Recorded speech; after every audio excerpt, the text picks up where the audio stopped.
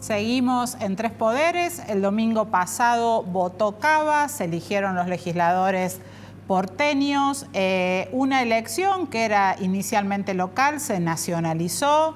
Hubo un impacto bastante notorio en la escena nacional, en Córdoba también, lo analizaremos luego, pero ahora vamos a analizar lo que vino después de esa elección porteña con Lucas Romero, consultor, director de Sinopsis. Buenas noches, Lucas. Buenas noches, Virginia. ¿Cómo andan ustedes? Bien, bien, muy bien. Contanos primero tu lectura general sobre lo que ocurrió el domingo por la noche y después, porque también fue una semana de muchísimas señales políticas por parte del gobierno. Bueno, teníamos en la escena acá en Capital una rara elección porque nunca habíamos tenido elecciones desdobladas legislativas. Por primera vez desde que la ciudad adquirió su autonomía teníamos esta circunstancia y nos sorprendió, por dos motivos particulares. Primero, la baja participación, algo que viene siendo, digamos, un motivo de preocupación en los sucesivos procesos electorales provinciales y nacionales, y no de este año, ya lo habíamos visto en 2023. Y la otra novedad que sorprendió fue el triunfo de Adorni, un triunfo que lució más por el hecho de que en la expectativa no estaba previsto que Adorni se impusiera a Santoro. Todo lo contrario, durante toda la campaña se había instalado la idea de que Santoro iba a ganar la elección, pero además hubo muchos candidatos y uno podría decir que Adorni fue el único ganador, porque la verdad que si uno analiza el desempeño del resto de los candidatos, todos estuvieron muy por debajo de sus expectativas, con lo cual creo que fue un resultado que le permitió al gobierno disfrutar de lo que me parece que es más relevante de interpretar, que es que sucedió un triunfo político para Milei el domingo pasado. Porque Milei necesitaba un resultado de estas características para emitir o enunciar una serie de argumentos políticos sobre la escena que fueron los que se escucharon a la noche en el búnker triunfalista de La Libertad Avanza, que es: el liderazgo de Milei no se discute, la identidad partidaria de La Libertad Avanza no se negocia y el color no se cambia. Los que quieran sumarse al cambio serán bienvenidos, pero Milei, consagró su estrategia política de intentar construir una mayoría por su propia cuenta, sin aliarse con ningún actor o espacio político distinto a La Libertad Avanza. Creo que eso quedó materializado en el búnker de la noche del domingo, en el búnker triunfador de La Libertad Avanza. Y me parece que era el objetivo político que buscaba La Libertad Avanza en esto de ir a disputarle al PRO en su propio distrito la elección legislativa. Lucas lo sometió a Macri, a Mauricio Macri, en su distrito, lo cual es un golpe muy, pero muy duro para el líder del PRO y abre un montón de interrogantes hacia el futuro y sobre cómo va a continuar esa construcción política, que evidentemente está muy golpeada por ser parte o haberse licuado el electorado por parte de La Libertad Avanza, y ahora da la sensación que el próximo paso es en septiembre ir contra el kirchnerismo. ¿Qué posibilidades ves vos con este resultado de que eso sea posible? Bueno, mencionás para mí los dos aspectos medulares de la estrategia política de Milei, y digo estrategia política porque el objetivo concreto, puntual, prioritario para Milei es construir una mayoría. Este es un gobierno es un presidente que tiene que resolver la anomalía que produjo el resultado del 2023, que es que ganó con una amplia mayoría la segunda vuelta, pero esa mayoría no está reflejada en el sistema político. ¿Cómo hace Milei para materializar dentro del sistema esa mayoría, esa coalición del balotaje que le permitió llegar a la Casa Rosada? Bueno, él tenía dos opciones: o la vía coalicional o esta segunda opción que está tratando de utilizar, que yo le llamo la vía colisional, ¿no? Es la idea de el que se quiera sumar, que se sume, pero yo no voy a ir a buscar ningún acuerdo político, yo voy a buscar afiliaciones a La Libertad Avanza. Para eso había dos objetivos tácticos concretos que necesitaba Milei. Uno es intentar jubilar a Macri, que eso le permitiera desalojar del ecosistema que pretende liderar cualquier otro tipo de liderazgo que pusiera en duda que el líder único, indiscutible del espacio tiene que ser Javier Milei. Y el segundo objetivo es postergar la jubilación de Cristina, que eso se implementó un poco con la caída de Ficha Limpia. ¿Por qué postergar la jubilación de Cristina? Bueno, porque para constituir la coalición del balotaje, Milei necesita que se produzca el mismo fenómeno que se produjo en el balotaje, que haya algo enfrente que espante los apoyos hacia Milei.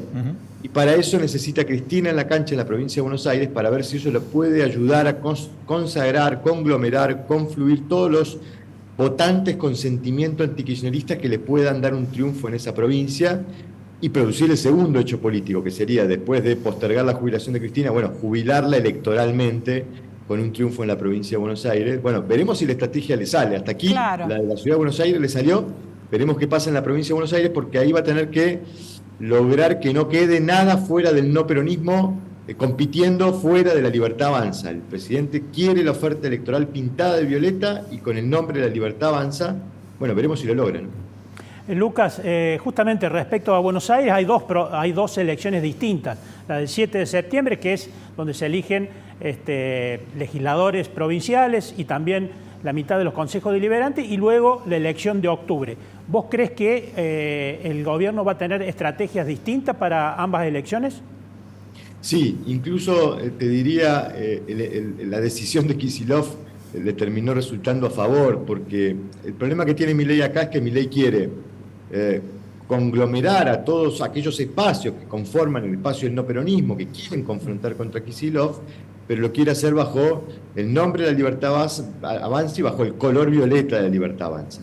Entonces, creo que el desdoblamiento le puede ofrecer a Milei la posibilidad de resignar o ceder en la elección subnacional a un acuerdo más frentista, en donde puedan integrarse todos los espacios, el PRO, la UCR, todos aquellos espacios que quisieran o tienen intenciones de confluir en una oferta antiperonista o antiquisilofista, por llamarlo de alguna manera, y pedirles a todos esos actores que en octubre les cedan el apoyo para disputar la elección nacional con una boleta de La Libertad Avanza, con el color violeta de La Libertad Avanza, para poder constituir o consagrar que esos apoyos son propios de Javier Milei, ¿no? Me parece que el desdoblamiento puede ofrecer esto: un acuerdo más frentista a nivel subnacional, un acuerdo libertario, digamos, a nivel nacional en octubre. Lucas, dijiste que uno de los objetivos, el primero, había sido jubilarlo a Mauricio Macri. ¿Qué crees que pasó ahí y qué crees que va a ser el PRO de ahora en más? Bueno, lo de jubilar es en sentido figurado, lógicamente. Obviamente. Es difícil pensar que que Macri se retire de la escena y no tenga ningún tipo de protagonismo, ningún tipo de participación en el proceso político. Bueno, yo diría, ahora va a depender de cómo le vaya a Milei cómo le vaya a Milei, perdón que se me activó el teléfono, cómo le vaya a Milei no solo en el proceso electoral de medio término, sino también en la segunda mitad de mandato, ¿no? Seguramente que Macri, con el resultado del domingo pasado, ha perdido argumentos para reclamarle a Milei algún tipo de protagonismo en el proceso de discusión del rumbo de gobierno, de cómo se definen la orientación de las políticas públicas. Y obviamente, además tiene un problema, que es que buena parte del PRO está con pretensiones de alinearse al liderazgo de Javier Milei. Así que parte de lo que ocurra durante todo el resto del proceso electoral, tanto en la provincia de Buenos Aires en septiembre como en la elección nacional de octubre a lo largo y ancho del país, bueno, va a definir en qué condiciones ese Macri disminuido permanecerá disminuido sin posibilidad de incidir o de influir en el rumbo de gobierno, que era lo que pretendía Macri, tener algún tipo de trato diferencial y de compartir en algo el poder que hoy ejerce Javier Milei. Bueno, los resultados dirán en qué lugar ha quedado Macri y en qué lugar quedará el liderazgo de Milei, si un liderazgo indiscutido dentro del ecosistema del no peronismo, o todavía necesitará de apoyos de otros sectores del no peronismo, sobre todo para tomar decisiones en el Congreso después del 10 de diciembre de este año. Te voy a hacer una pregunta que es casi de ciencia ficción, pero creo que por los resultados del otro día y lo que dijo Milei, me parece que es pertinente, más allá que falte un montón. De cara al 2027, muchos de los ganadores de este 2025 en las provincias van a quedar posicionados para esa disputa. Y ahí ya el tablero va a cambiar, porque, lo ha dicho el presidente, queremos pintar de violeta todo el país. ¿Cómo imaginás ese relacionamiento con esos caciques provinciales que ahora sí van a tener la alternativa de un libertario disputándole territorio en sus provincias? Bueno, interesante la pregunta porque además acá hay un problema para todos esos gobernadores, es que en buena parte de sus bases electorales, de sus votantes, de aquellos que los eligieron para gobernar esas provincias, hay votantes que también eligieron a Javier Milei para presidir el gobierno nacional. Entonces, ¿cómo deben moverse esos gobernadores frente a la amenaza de Milei que pretende pintarlos a todos de violeta? Bueno, quizá la solución va a estar en mantener desacoplado el modo en que se organizan políticamente las provincias y el modo en que se organiza la nación. Es decir, la negociación podría ser que Milei no se entrometa en las provincias amenazando los liderazgos provinciales y esos gobernadores podrán, relajar los apoyos en pos de alguna oferta opositora a Milei de cara a la elección 2027. Yo creo que el modo en que se dio la emergencia y el surgimiento de Milei, sin una capilaridad territorial, sin una representación local y territorial a lo largo y ancho del país, le complica a Milei la posibilidad de construir una fuerza que tenga esa territorialidad, porque es un proceso muy largo. De hecho, uno mira los procesos electorales provinciales que han ocurrido, y al margen de la Ciudad de Buenos Aires, que fue triunfo, son procesos electorales que todavía no logran empardar el resultado que Milei tuvo en la elección de octubre del 2023. Eso significa que todavía a la Libertad Avanza le cuesta cobrar cuerpo a nivel local, a nivel provincial. Bueno, veremos qué sucede durante la segunda mitad de mandato, pero uno imagina que podría todavía tener la dificultad para llegar al 2027 con una estructura que pueda tener representación competitiva en todas las provincias, Javier Milei. Y eso, bueno, habrá que ver cómo lo negocia con los gobernadores, si los gobernadores le permiten, dejar en libertad a sus votantes para que puedan volver a votarlo, si es que Milei no se les entromete en las provincias, ¿no? La última pregunta de esta charla tan interesante, Lucas. ¿Hay espacio para un lugar, digamos, por el medio como el que está trabajando Juan Schiaretti, teniendo en cuenta la elección de octubre y también para el 2027?